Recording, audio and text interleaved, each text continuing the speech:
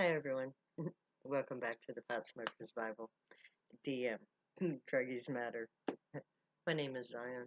I'm the author of the Pot Smokers Bible, which contains the prophetic book of Zion, where I get my name and authority. It comes from the Ketuvim, or Old Testament, of the Hebrew Bible.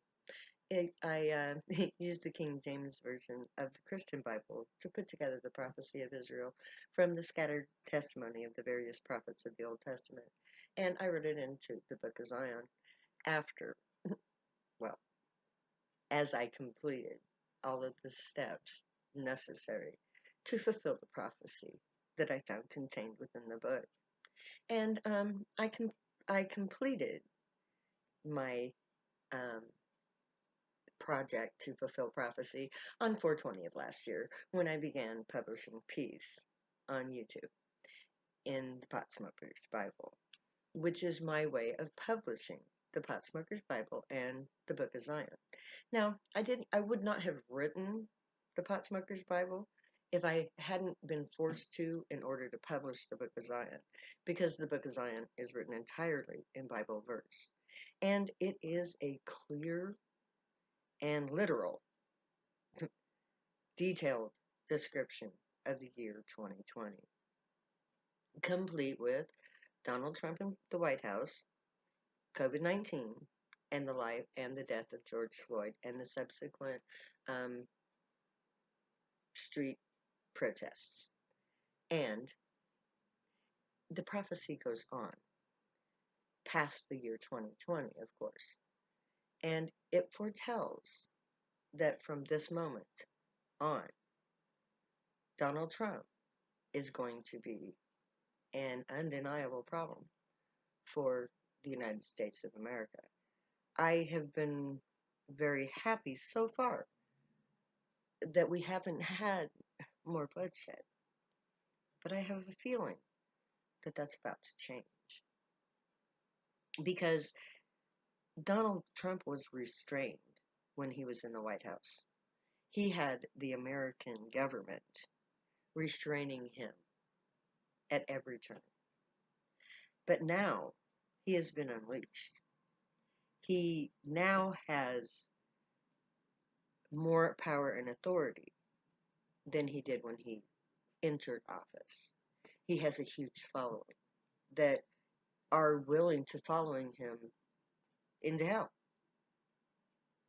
And I believe that that is about what they're about to do. Because now we will not hear from him in the news or on the social medias until it's far too late, until the bloodshed begins, until the coup begins, the revolution. And uh, the prophecy says that this is a sore destruction, which means that things are about ready to get really ugly really quick. It is foretold that the cities will be abandoned. So whatever Trump is doing now that he's out of the White House and can go on those fringe social media platforms that haven't banned him, where all of his cronies, the white supremacists, live. And they are going to be free to plan and execute whatever they want. And I fear for America. Now, this sore destruction is part of the prophecy. It is the prophecy, but it paves the way for the children of Zion to make their stand. First, we have to weed out the most violent white supremacists, the ones who will cause the most destruction going forward, which is why Trump is about ready to, he is gathering an army. of white supremacists. And they are going to try to take over the United States of America. They will fail. Well, I don't care. It really doesn't say whether or not he succeeds or fails. It just says that America is destroyed. And that is the moment when the people of Zion are born. And the people of Zion are a peaceful people. They aren't violent protesters. They're the Black Lives Matter people that were in the streets. And they are, unfortunately, a lot of the Trump followers. It seems that our telepathic abilities did not prevent us being from susceptible to the darkest that is Donald Trump. And the images from January 6th, all the long hairs, you guys that actually got high in the Capitol building,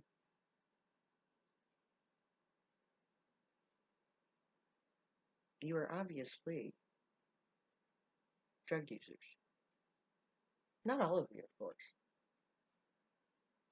But I cannot deny the fact that my people took part in that. And even now, they're still willing to follow that base and immoral man. But this is a time of purging, when the darkness is being purged from us, who are of the light. And he is that purge.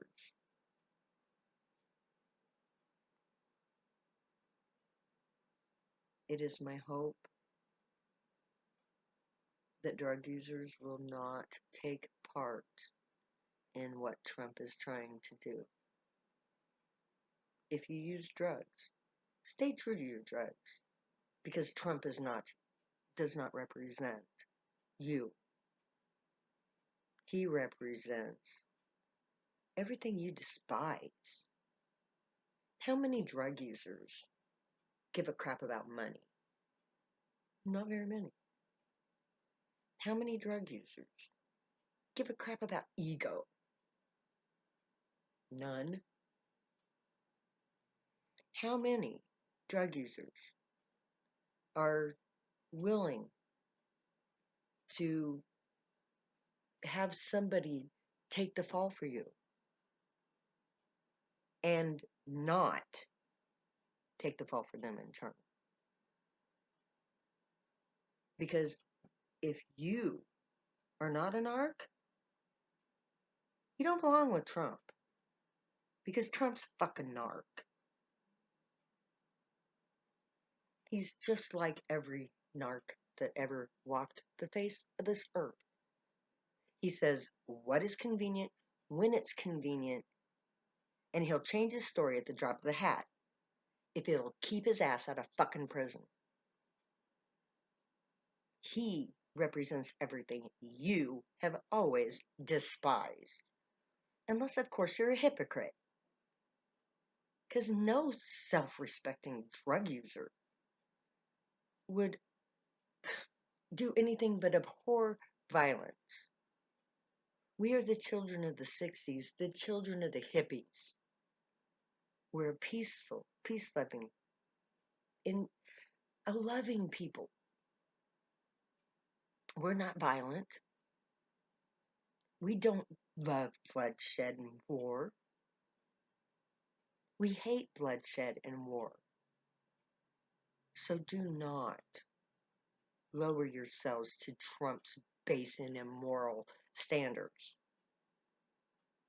Stand up for your true morality, your drug culture morality. Because in my culture, Trump's a piece of shit. He's got money. He doesn't tell the truth. He'll stab you in the back as well as laugh in your face. He thinks he's better than you are.